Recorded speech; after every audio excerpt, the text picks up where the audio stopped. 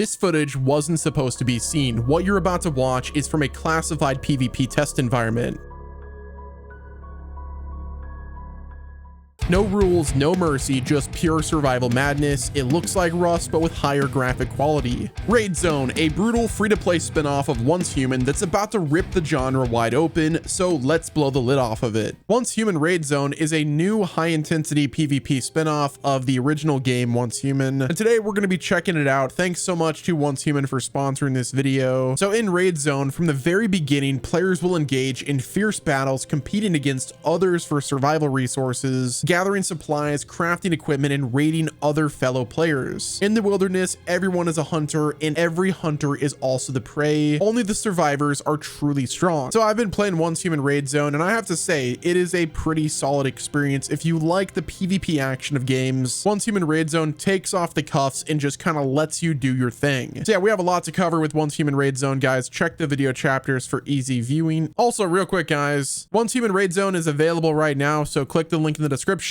or via the pinned comment and check out the game, jump into the Raid Zone, and let me know down below what your username is, and maybe we'll find each other in the Raid Zone. So yes, in Once Human Raid Zone, like I said, this is a high-intensity PvP spin-off of the game. If you've ever played the original, it's kind of more of a survival aspect. It's more PvE, but this new mode is a PvP game. So if you've ever played popular PvP games where you build, survive, and fight other players, this is Once Human's take on that mode. So I would say the highlight of Once Human Raid Zone is pure strength is what determines the outcome. All players start on equal footing. There's no inherited gear, blueprints, or mods that can be brought in. The spin-off features a combat system and equipment set designed specifically for PvP encounters. So if you were worried about like some of the balancing aspects, they have specifically balanced this mode for the PvP encounters. All weapons and armor must be acquired within the spin-off itself, making it the perfect battleground for players who crave skill-based PvP action. I know there's some people that only prefer playing PvP games, and this experience truly is a PvP first game mode. So in Once Human, and specifically Raid Zone, in this dangerous world, there is no place that is truly safe. Your territory can be attacked and destroyed by other metas, even while you're offline. Raiding is the core of this world, and once you get defeated, you risk losing literally all of your gear and supplies to your enemies. So team up with allies to build defenses, set up facilities and traps to protect your land. You can prepare weapons and explosives to breach enemy strongholds, but beware of those hidden traps and ambushes, and only one will emerge as the last victor. Mutated combat deviations now come with unique abilities and enhanced control mechanics, offering new tactical advantages and deeper strategic possibilities in battle. And there is the ultimate choice for the end game, seeking the power of the Origin. The deviation Nissa will accompany you on your journey of survival by competing for a rare item called Realm Fragments. You can nurture Nissa and eventually summon the Mana Bus, a devastating strike that deals massive area damage and tears open a dimensional rift. However, tapping into the power of the Origin comes at a cost. It will accelerate the collapse of the realm and trigger an early end of the server. The choice to pursue the power of the Origin lies in your hands. So when you jump in and start playing Once Human Raid Zone, some things to keep in mind is there is a death drop protection. Green and lower tier items won't drop on death. For items above green,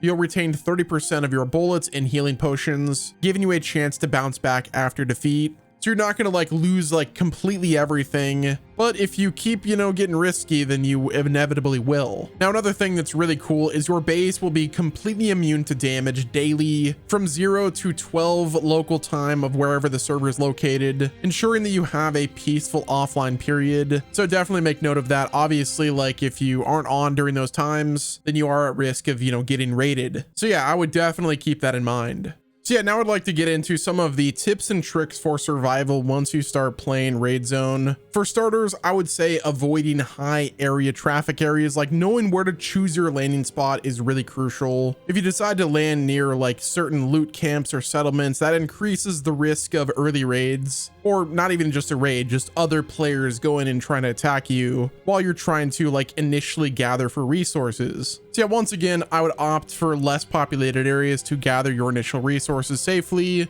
And once you start building up a base and whatnot, and you have your territory built, that's when you can start to like go out and start exploring. But I would say that I wouldn't full commit on exploring just like immediately. Scout out an area and see if you see any other players, perhaps even go into like a POI that you're in proximity with, and then scouting that player out. And then if you see no players, then you go in and start looting. So the next thing that you're going to want to do is focus on prioritizing early resource gathering. As soon as you land in and you build like either your campsite or you start putting a foundation on, start collecting wood, stone, ores, all immediately for basic crafting stuff. And then once you have like the basics, then that's when you're going to start building a small shelter. I wouldn't go like super crazy on the size of the shelter. Try to make it as small as possible. If you've played other PvP games like this, then you know like of a honeycomb technique, where you're essentially building your base like a honeycomb. I would say that that's probably your best bet at the start. Just like start with that in mind, so whenever you start to build up more, your base will be like better protected from raids. Whenever it comes to building a base, it's all about location, location, location. Build away from main roads, other settlements, and reduce as much visibility as possible. And I'm talking the second you're able to upgrade your base to the point where you go to phase 2 and you start unlocking higher tier defense systems, you're going to want to replace your wooden walls as quick as possible to stone to resist the Molotov cocktails, because they will happen. Like Molotovs and explosives are pretty difficult to counter, so definitely do that.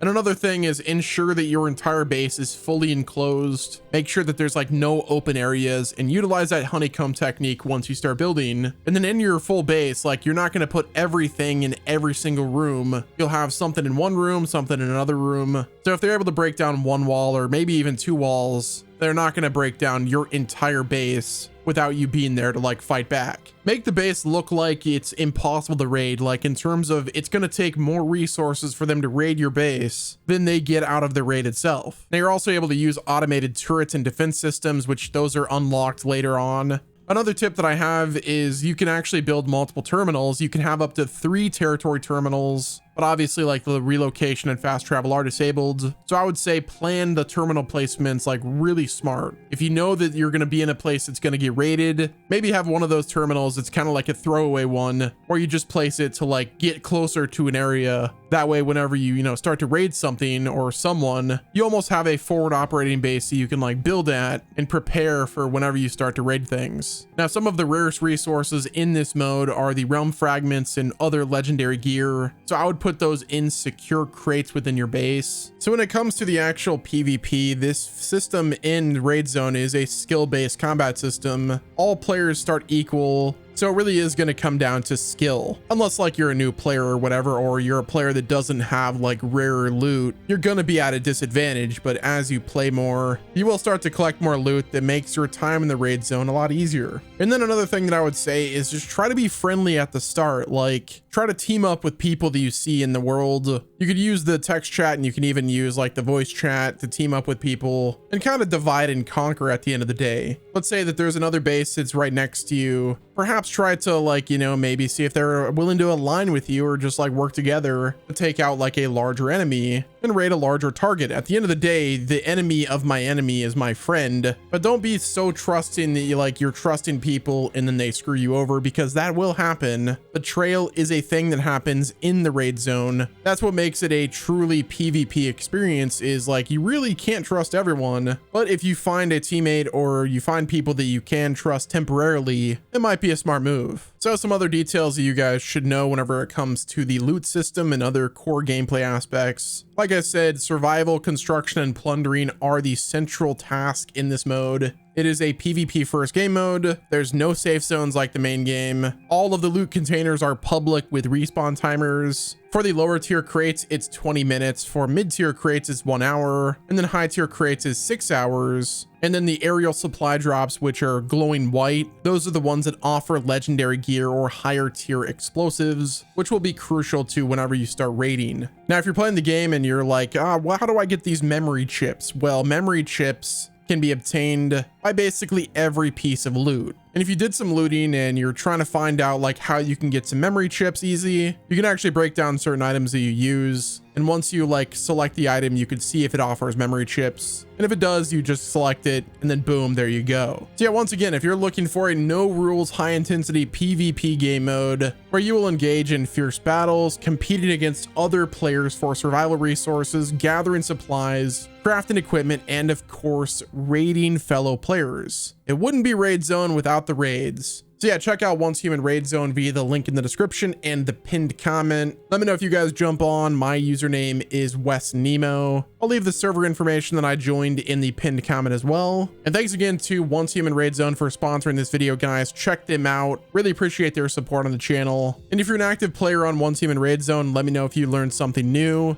Hit the like button on the video, subscribe with your notifications turned on so you're not missing out on any future gaming news. And until next time, this has been Wes, and I will talk to you guys in the next video.